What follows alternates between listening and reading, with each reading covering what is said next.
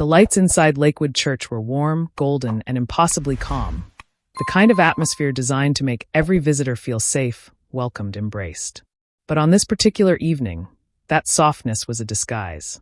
Beneath the glow of stage lamps and the polished smiles of ushers, a storm was quietly gathering. Because this wasn't a sermon. This wasn't a celebration. This wasn't even a routine community forum. This was the night a truth long whispered in hallways, inboxes, and private conversations was finally going to be spoken in the one place it was never meant to reach, the stage. Joel Osteen sat comfortably at the center of the platform, his posture relaxed, hands folded neatly, wearing the kind of serene expression that had made him a global face of optimism. His voice earlier had been warm, steady, full of reassuring words about unity, transparency, and moving forward together. To the visitors, it sounded perfect. To his dedicated followers, it was expected. But Jasmine Crockett had heard something else. Something he wasn't saying. And that was exactly why she was here. She stepped forward from the side aisle, moving with the calm confidence of someone who had read every line, every footnote, every omitted detail in the documents she carried. Her face held no hostility, only purpose. For 72 hours, she had followed a trail of receipts and contradictions that led her straight to this moment. And the truth she carried was not the kind that could be softened by smiles or drowned out by applause. As she reached the microphone, the room shifted. A few people straightened in their seats. A couple of staffers exchanged uneasy glances. Camera phones quietly rose into the air. Because everyone recognized that look in her eyes. This wasn't going to be a polite comment. This wasn't going to be a routine question. This was going to be a confrontation. Pastor Osteen, Jasmine began, her voice steady, her gaze direct. Before I say what I'm here to say, I want to make one thing very clear. You tried to stop this conversation from happening. A murmur rolled through the sanctuary like a sudden cold wind. She paused, deliberately, letting the weight of her words settle. Osteen's calm smile flickered for the first time. And yet, she continued, here we are. The atmosphere snapped tight, like a rope pulled to its breaking point. Viewers watching online would replay this exact moment thousands of times. Because this was when everything changed. When the silence broke. When the real story began. But what Jasmine was about to reveal, the reason she refused to stay quiet, that part hadn't been spoken yet. And when you hear it, you'll understand why this moment shook the entire room. Stay with me. It's about to get intense.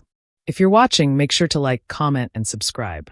The sanctuary, moments ago filled with polite warmth, now felt like a courtroom without walls. Jasmine held the microphone with the steady grip of someone who understood exactly what was on the line.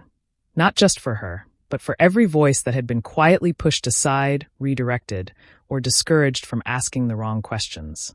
Before I say anything else, she began, her tone tightening just enough to raise the hairs on the back of every neck in the room.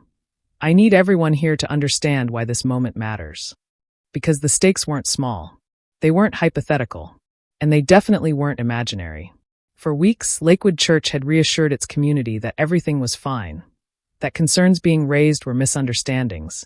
That the decisions being made behind closed doors were routine. That transparency was a priority. On paper, it sounded comforting. But behind the polished statements lay a different reality. Jasmine had uncovered patterns, gaps in reporting, unanswered concerns, redirected inquiries, and inconsistencies that pointed to something deeper. Not illegal, not blasphemous, but something that affected real people's trust, their involvement, their ability to ask questions without being brushed aside. People deserve clarity, Jasmine said. People deserve honesty. People deserve to know when decisions affect them. The room was silent, painfully silent. If these concerns were ignored, the consequences would ripple far beyond one church. Ordinary members would begin doubting their place in the community. Families who relied on programs would lose confidence in leadership. Anyone raising questions would fear being labeled difficult, disloyal, or disruptive. A culture of silence would grow, stronger than any mistake itself. And once silence becomes the norm, Jasmine added, truth becomes a stranger. That line hit harder than anything she had said so far. Because it wasn't just about documents or decisions. It was about trust, the foundation of any community. And if the foundation cracked, the entire structure trembled. But Jasmine wasn't here to destroy. She was here to uncover, carefully, responsibly, respectfully. And the truth she was about to reveal would shift the energy of the entire room. because one specific discovery had forced her to stand here tonight. And that revelation is coming next. Don't move. As Jasmine took one small step closer to the center of the platform, the entire sanctuary seemed to lean in with her. Every eye, whether curious, confused, or cautious, locked onto her with a single question rising silently. What did she find? Joel Osteen maintained his signature expression, calm, collected, almost impossibly composed. But those who knew him best recognized the subtle change. The slight tightening at the corner of the smile, the controlled breath, the hands now folded just a little too precisely. He had stood before thousands for years, handled critics with ease, navigated controversies with smooth, graceful language. Being challenged was not new to him. But this challenge was unlike the others. Because Jasmine Crockett did not come in with rumors or assumptions. She came in with receipts. Her preparation had been relentless. For 72 hours she had reviewed meeting summaries the public had never seen, cross-checked financial notations with community programs, spoken privately with members who felt ignored but feared speaking up, pulled statements, dates, and records, every line marked, color-coded, and linked to factual outcomes.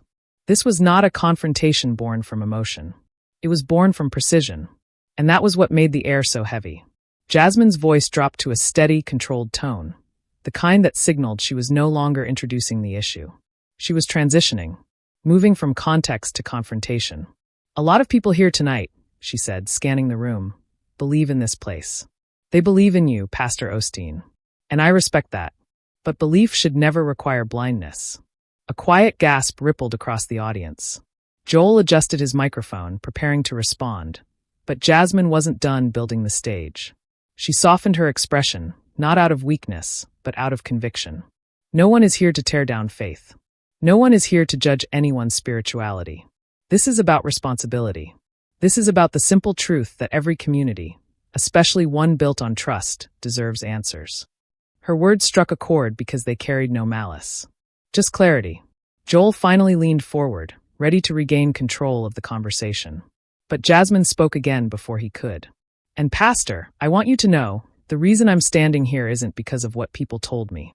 She paused, the room holding its breath. It's because of what I found in your own documents. A wave of whispers shot across the sanctuary. The showdown had officially begun. Stay with me. Like, comment, and subscribe so you don't miss what happens next. A tension settled over Lakewood Church that felt almost unnatural, as if the walls themselves were waiting to hear what would come next. Jasmine lifted the first set of papers, neatly clipped, neatly highlighted, and impossible to ignore. The moment the documents were visible, Joel Osteen's posture shifted by an inch. Small to the untrained eye, but unmistakable to anyone who had watched him navigate tough conversations. Pastor Osteen, Jasmine began, her tone level, respectful, but sharp enough to slice through the stillness. You've spoken tonight about transparency, unity, and listening to the needs of the community.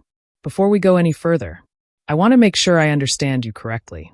Joel nodded politely. Of course. Transparency is important. Always. Good, Jasmine replied. Then let's talk details. That was the moment the room truly froze. Jasmine opened the first document, a page marked with multiple tabs. This, she said, is a summary of decisions made about community assistance allocations for the past quarter. It's not public. It wasn't shared with the volunteers who run the programs. And it definitely wasn't shared with the people most affected by these decisions. Joel leaned forward, smile controlled. We make those decisions carefully with prayer and guidance, and Jasmine raised a hand gently, stopping him mid-sentence. Respectfully, Pastor, I'm not asking about intentions. I'm asking about actions. The audience murmured, not in disrespect, but in anticipation. She pointed to a line on the document. This section shows funding was redirected away from 3 community outreach initiatives, without informing the leaders running them. Am I reading that correctly? Joel inhaled. We reorganized resources to better serve. Please answer the question, Jasmine said, her voice calm but firm. Was this money moved without notifying the people involved? For a moment, Joel hesitated. A flicker brief but visible. Yes, but only because. Thank you, Jasmine said, not letting him spin the narrative. Now let's look at page 4. Page 4 was worse. It detailed how concerns from community volunteers had been rerouted, reassigned, or delayed instead of addressed. Dates. Notes. signatures. And every line told a story. People reached out, Jasmine continued, asking for clarity. They weren't attacking the church. They weren't causing division. They were simply asking for answers. And instead of answers, they received silence. Joel shifted again. Representative Crockett, I think you're misunderstanding the context of. With respect, Jasmine cut in. Context is exactly what I'm here to expose. A shiver of electricity rippled through the sanctuary. She lowered the papers, fixing her eyes directly on him. And Pastor, this is only the beginning. The room erupted in whispers. Because everyone knew, the real confrontation had just begun. Don't go anywhere, like, comment, and subscribe so you don't miss the moment everything breaks open. The sanctuary felt like it was holding its breath, as if every chair, every light, every inch of air was suspended between two forces, Joel's practiced calm and Jasmine's rising precision. What came next would determine which one of them controlled the narrative. Jasmine placed the first document aside and lifted a second, thicker packet. This one wasn't color-coded. It didn't need to be. Every page in it was loud enough on its own.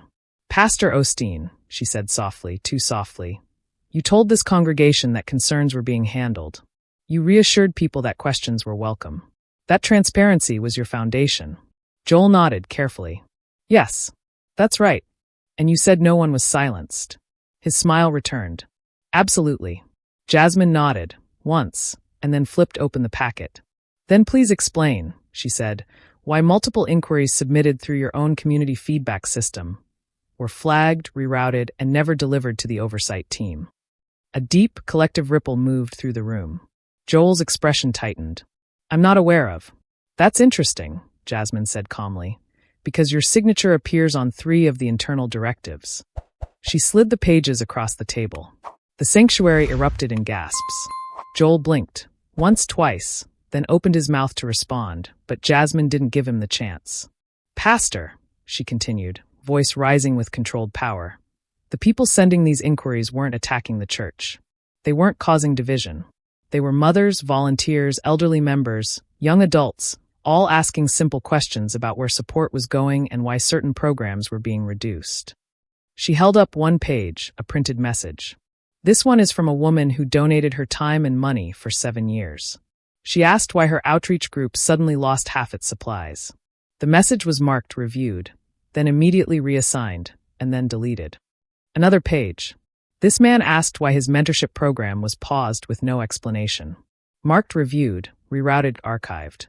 And then Jasmine lifted the final page, the one that shifted the entire room.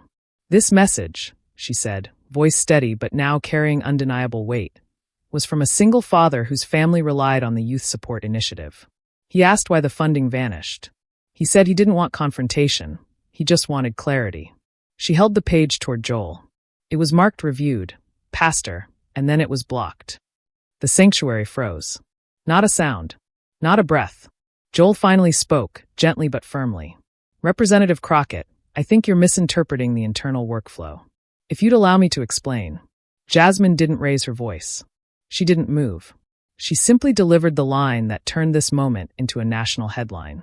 Pastor Osteen, she said, I did allow you to explain. Many times. You chose silence. And now that the truth is here, you're asking for quiet again. A shockwave.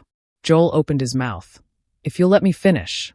But Jasmine leaned in slightly, her voice calm, respectful, unshakable. You don't get to silence this, Pastor. Phones lifted. Cameras zoomed. The room erupted. Because that was the moment Jasmine Crockett exposed the truth. The moment Joel Osteen finally lost control of the narrative. And the fallout was just beginning. Stay with me. Like, comment, and subscribe so you never miss powerful stories like this. The moment Jasmine delivered her final line, the sanctuary changed in a way no one could ignore. It was as if a dam had cracked, not shattered, but cracked, releasing a rush of tension that had been building quietly for far too long. People weren't whispering anymore. They were talking, turning to each other, exchanging looks that said, did this really just happen? Joel Osteen sat still, his expression controlled but undeniably shaken. He wasn't angry, at least not outwardly, but the calm, effortless composure he was known for had slipped. Only once or twice in his career had someone confronted him with this level of precision, and never inside his own house. His staff moved quickly. A few stepped forward, whispering to each other. Others scanned the audience, trying to gauge the temperature of the room. Some pulled out their phones, messaging, filming, calculating. Because everyone knew the truth. What just happened wasn't a normal disagreement. It was a public shift of power. A moment that would live online forever. Within minutes, clips of the confrontation hit social media. Jasmine Crockett stuns Lakewood Church. Osteen caught off guard by direct questioning. Silence isn't transparency. Crockett calls it out live. Within an hour, #Crockett exposes the truth began trending nationwide. Commentators weighed in immediately. Legal analysts pointed out the importance of accountability in all large institutions, religious or otherwise. Community leaders praised Jasmine's courage in voicing concerns so many had felt privately.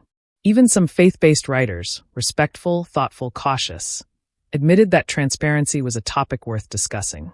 It wasn't an attack on belief. It wasn't an attack on faith. It wasn't an attack on the church. It was an attack on silence. And people felt that difference. Inside Lakewood, the reaction was split. Some members defended Joel, insisting the situation was misunderstood. Others quietly voiced relief that someone had finally said the things they didn't know how to articulate. Volunteers huddled together, reviewing their own experiences, realizing the patterns Jasmine exposed lined up with moments they had dismissed as probably a mistake. By evening, Joel's leadership team released a careful statement about reviewing administrative processes. Not admitting guilt, not denying it, but acknowledging the conversation could no longer be dismissed. And Jasmine? She left the building with her head high, her documents in hand, not triumphant, but resolute. Because the real aftermath wasn't in the headlines. It was in the conversations beginning inside the community. Conversations that would not be silenced again. But the most emotional shift, the one that defined the entire night, that came days later. And you won't believe who stood up to thank her. Stay with me. Like, comment, and subscribe so you never miss stories that matter. Days passed, but the echoes of that night inside Lakewood Church refused to fade. Clips continued circulating, commentary deepened, and people across the country began sharing their own experiences, good and bad, about what transparency meant to them in spiritual communities. But the most powerful moment didn't come from the headlines. It came from a quiet gathering held a few evenings after the confrontation. Jasmine Crockett had agreed to attend a small community forum in Houston, expecting a modest turnout, maybe a handful of volunteers and a few curious members wanting clarity. But when she walked in, the room was full. Not with anger, not with division, but with something far more meaningful. People who wanted to talk. People who wanted to heal. People who wanted to be heard. She took a seat at the front, not behind a podium this time, not elevated above anyone. Just a chair, facing the community she had spoken up for. Her voice, when she greeted them, was warm but steady. "I didn't come here to fight a person," she said gently. "I came here to protect the principle that every community deserves honest communication." A few nods. A few quiet murmurs of agreement. Then slowly an older woman stood up. Her hands trembled slightly, but her voice carried strength shaped by years of dedication. "I've been part of this church for over 20 years, she said. "I love this place. But sometimes loving something means wanting it to do better." Her words cut through the room in a way no confrontation ever could. She turned to Jasmine. Her eyes softened. "You didn't embarrass us. You didn't attack our faith. You reminded us that growth requires truth. Thank you for caring enough to say what many of us couldn't." Her voice broke on the last word, and a few people wiped away tears, quietly, respectfully. Another volunteer spoke. Then a youth mentor. Then a single mother who had been afraid to voice her concerns before. One by one they stood, not to point fingers but to reclaim their right to be heard. By the time Jasmine left the room, the air felt lighter. Not because every problem was solved, but because the silence had been broken. Conversations were happening. Questions were being asked. Change, slow but steady, was beginning to take shape. And that is why this story mattered. Not because of confrontation, not because of headlines, but because it reminded people everywhere that communities grow stronger when truth is allowed to speak. If this message resonates with you, make sure to like, comment, and subscribe. Your engagement helps us continue telling meaningful stories that protect voices, challenge silence, and keep conversations alive.